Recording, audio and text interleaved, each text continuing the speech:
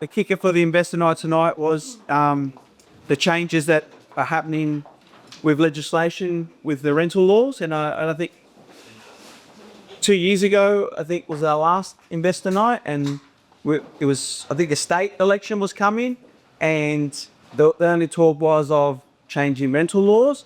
So 2 years down the track, basically why these laws are changing now is that the Labor government is having to fess up with those promises that were made in 2022. So this is why they've been pushed through now.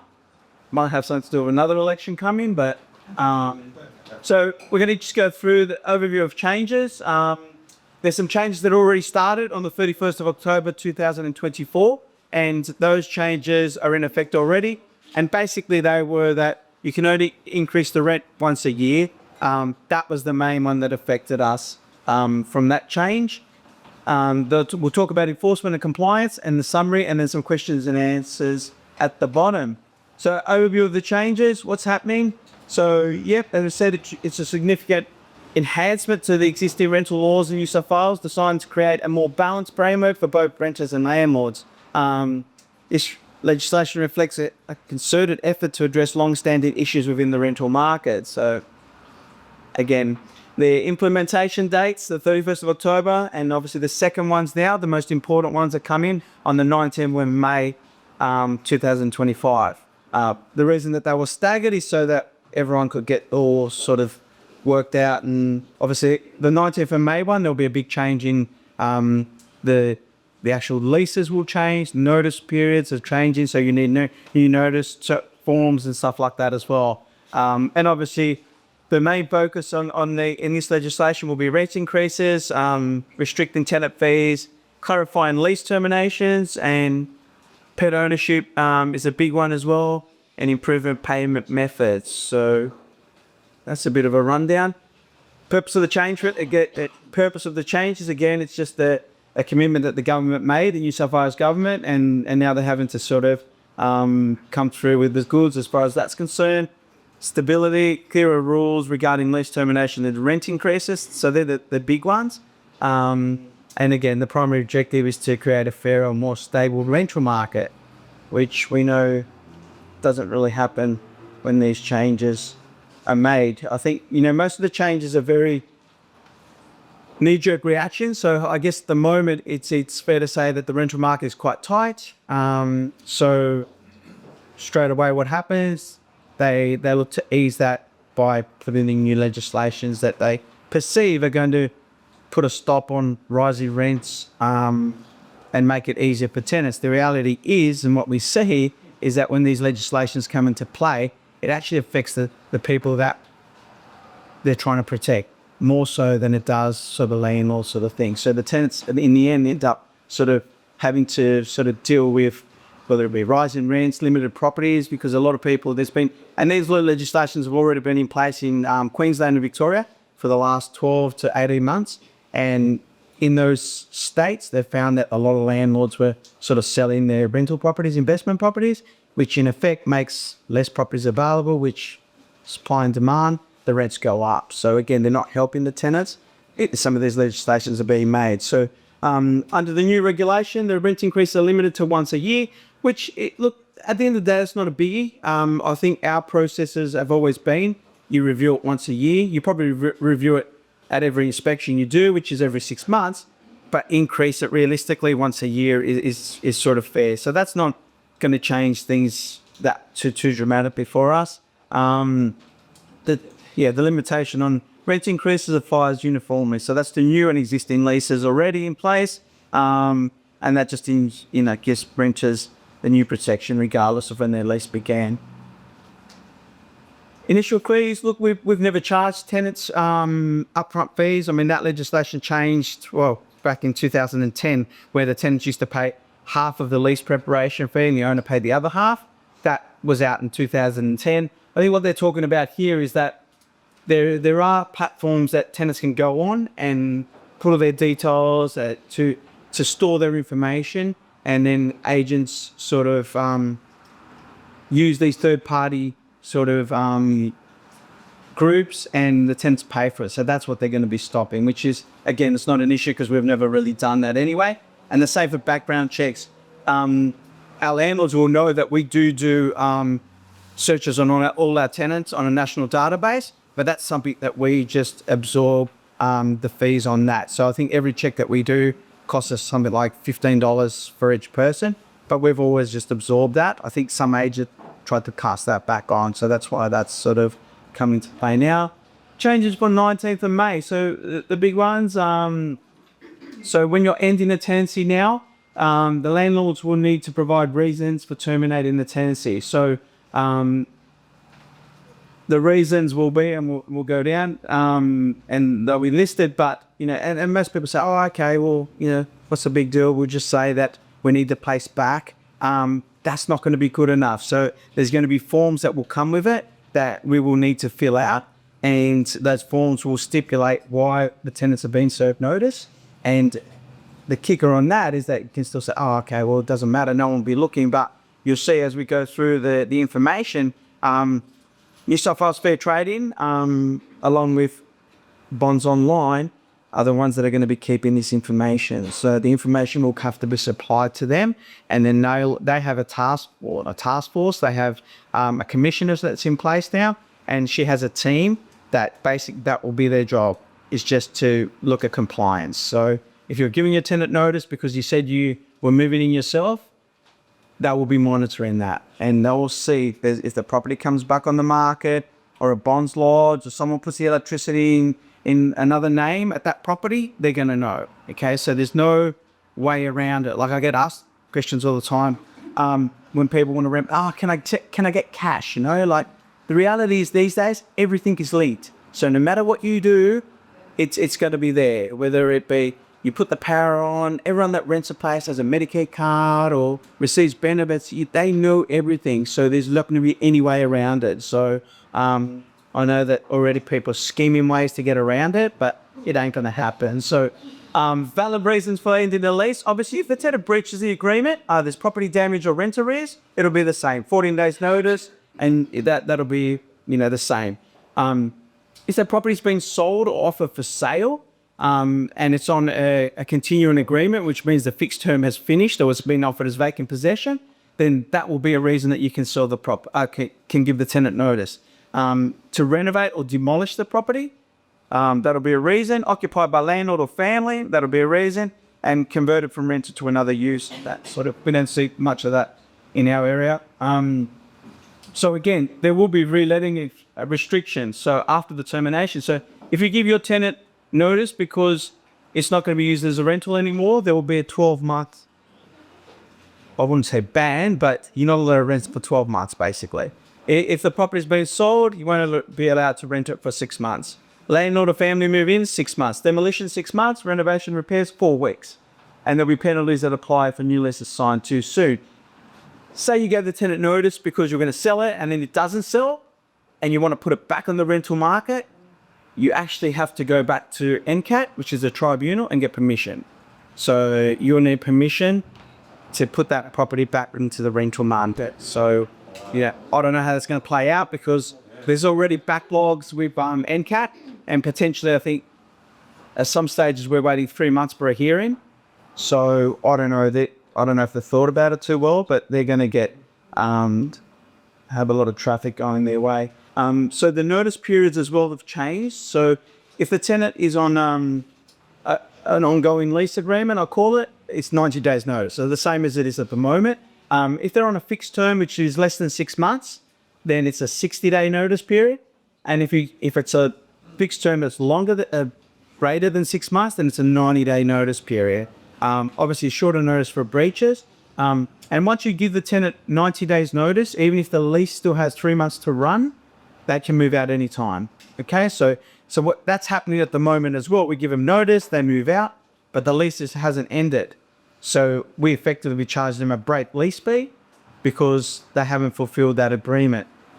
With the new legislation, when we give them notice, they can go any time, regardless whether the lease is finished or not, and you won't be able to charge them a break fee. So that just, yeah.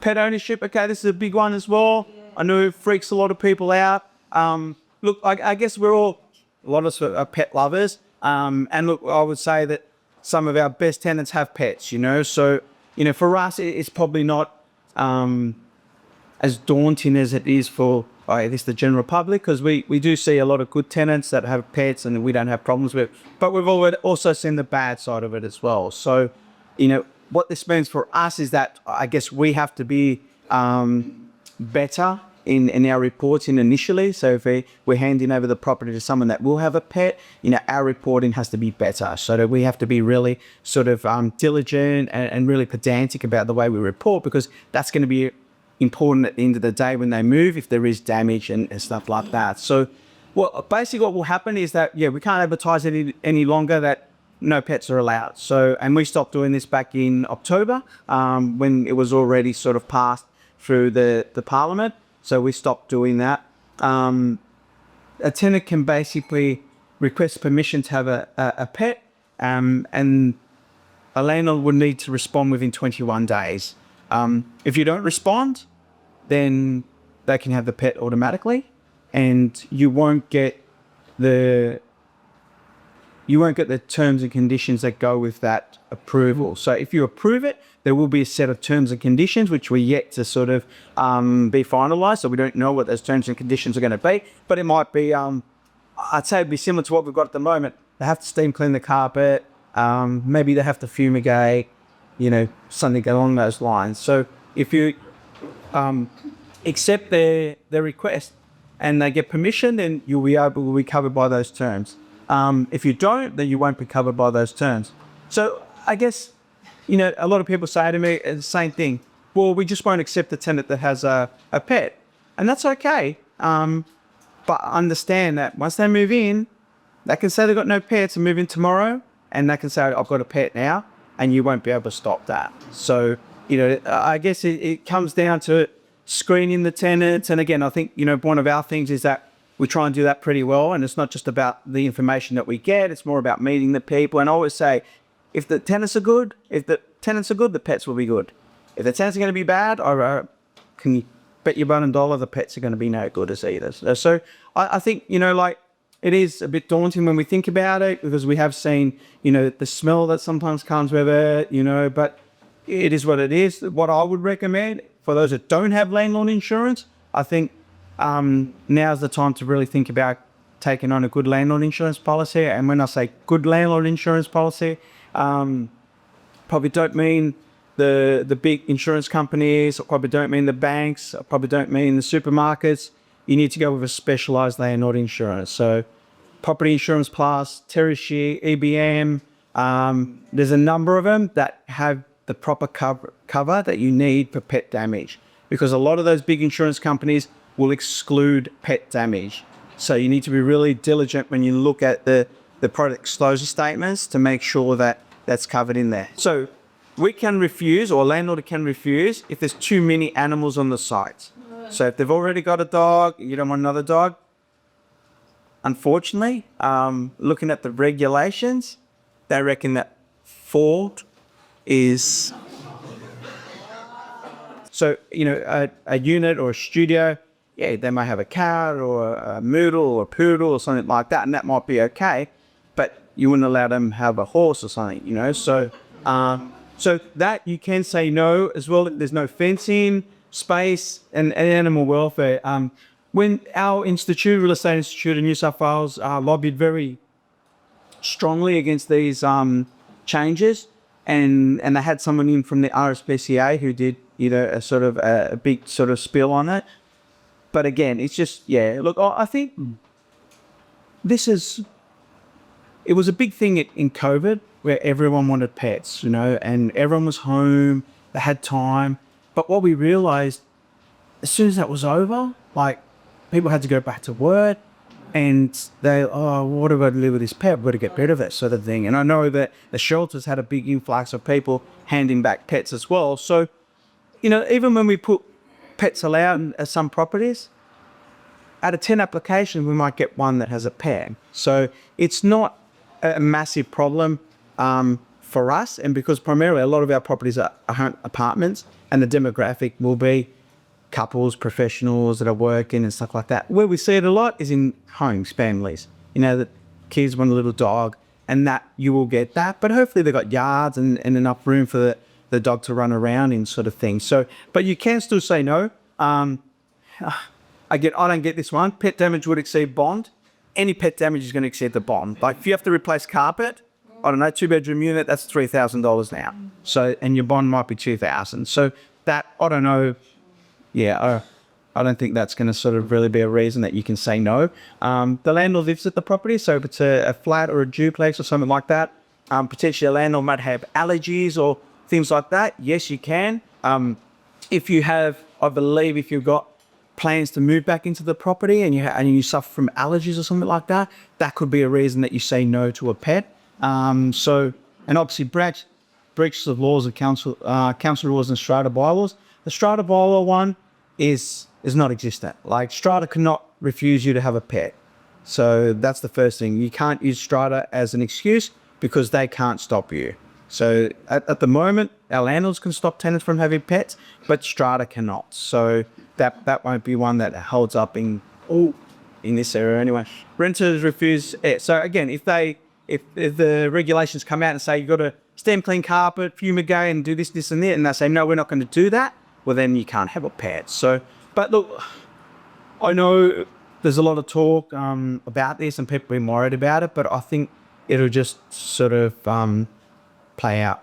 You know, the way we've seen it during COVID, the same sort of thing happened, and it seemed to sort of just fiddle out. But there'll be occasions. I mean, we've got a case at the moment where a dog was in a property, and the new tenants moved in, and it smells like dog, and you're finding dog hair and cat hair and things like that. It's a massive problem. So, you know, I can understand there are people are concerned about it, but like anything, we just have to adjust and sort of go with the flow and get better at what we do with reporting and making sure that we itemize everything that's potentially in the property. Obviously, landlords cannot charge extra rent or a bond for pets, and you can't use strata rules that ban pets. How tenants pay rent. Look, this is not really an issue for us because we why this comes up is that there are third-party companies that agents use for rent collection. We don't. Our tenants can either do a bank transfer or pay by VPay, which most of them do, or a direct debit. Centrepay is something that will come out later in the year, and what that is Centrelink. So if someone's on the Centrelink payments and they want to have it directly debited from that payment straight to the landlord, that's what that will be. But again, we don't have a lot of that. I mean, I'm sure we do, but we don't sort of we have a few housing co-ops, but we don't have a lot of people that would sort of be paying through Centrelink. And the rest is sort of pretty easy. Enforcement and compliance, as I said, sometimes I actually thought it myself. How will they know if we give someone notice and we just re-rent it again? Like, who's going to be watching? But yeah, they're going to be watching. So they've got a task force, they've got compliance officers, inspectors, and they will be onto it, you know. And we just had one recently where one of our landlords purchased a property about 6 years ago, and they used a first home buyer's grant, you know, and they actually renovated the place and sort of didn't rent it for the required period. But they've been now going 6-7 years later, they're having to supply all this documentation on what happened. This is pretty much going to be the same. You know, you'll need to keep records, and we'll need to show that, you know, the reasons why the property is no longer being rented. Starting from the 1st of July, the reasons for tenancy terminations must be reported electronically via the rental bonds online, and this will obviously monitor and enforce the new regulations. And there'll be new forms that we have to fill in and whatnot. So that pretty much covers that. Summary. Again, the rent increases once a year. No upfront tenant fees. Lease termination requires a valid reason. Pet ownership. Repayment rent options. This area is very good and has had very resilient performance over many years, and I'm talking about long term. I've been here it's my 28-year anniversary today. So in that period of time, I remember the first apartment I sold was an apartment in Richmond Avenue in DY, and it was $99,000. It was a little studio, and we rented it for 20 years. So I sold it to him. It was my first sale here. I introduced Joe to him. It wasn't Joe at the time because he started a couple of years later, only 1 or 2. But then we managed it for 20 years. That same apartment, then he came to me and said, now I've got to sell it, Matt. I'm retired. He was in his 80s. And he said, I want to sell it. And it sold for $412,000.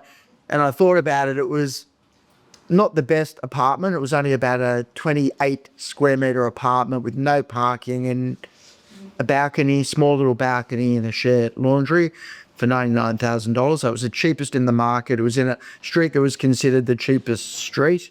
20 years later, it sold for $412,000. So what happened? It originally sold for $99,000. It doubled after 10 years and it doubled again after the next 10 years. So even an apartment that wasn't the strongest apartment and not in the strongest location, in what was considered at the time DY being the weakest location, a little bit more oversupplied than others, it still doubled every 10 years. So with that, we can all have faith that our investments, if we're investing in DY or anywhere in the vicinity of the Northern Beaches, is going to be strong in the medium to long term. There's obviously little peaks and troughs within it. The 13 interest rate rises we had recently obviously put a little bit of a dent in it and meant that things weren't going up, and things came back a little bit in the last few years, which is understandable. We've had now one interest rate drop. They're talking about more, and even with that, there's a little bit more of a positive sentiment in the market. Overall, I would describe the market at the moment as balanced. Supply and demand is pretty even. There are some properties that are going particularly well, and there's others that aren't going as well. But generally speaking, it's an okay market. So moving forward, what's going to happen? What's my prediction over the next year or so? I think it's going to be relatively stable. I am predicting a small increase in the market. If there is a drop in interest rates, which are predicting, with everything that's happening in the global world at the moment, with everything that's happening with the share market and the tariff war and so forth, I think that's going to affect the share market quite a bit, and I think it'll help the property market a little bit. That's my feeling. I don't know if I'm right, but I don't think that the market's going to drop. So I think holding real estate long term is a good thing. I always say to people, even when they're renting through us and they ring and they say, I'm not sure whether to sell or whether to keep it. My advice generally, unless you've got a compelling reason to sell it, is to keep it, hold your investment. I've had so many people, myself included, they've said, I wish I never sold that property. So if you're thinking, we want to make a sale, we'd rather you keep your investment, grow your wealth, build your portfolios, and you sell it when you've got a compelling reason, or when you want to do something else with the money, retire, upgrade, do something like that. But we're always here to sort of take you through it. We're here to look at your property. We can go through each and every one of your properties annually or every 2 years and let you know what it's worth, what the market's doing, what you need to do to improve it, to get it ready for sale or to increase your rent, where to spend the money, whether to upgrade, whether to not. So we're just happy to give you any advice that you need. But overall, the property market, I'd call it stable. I think it's going to continue to be stable. I don't think it's going to be outstanding. I don't think it's going to drop. I think it's going to be pretty solid.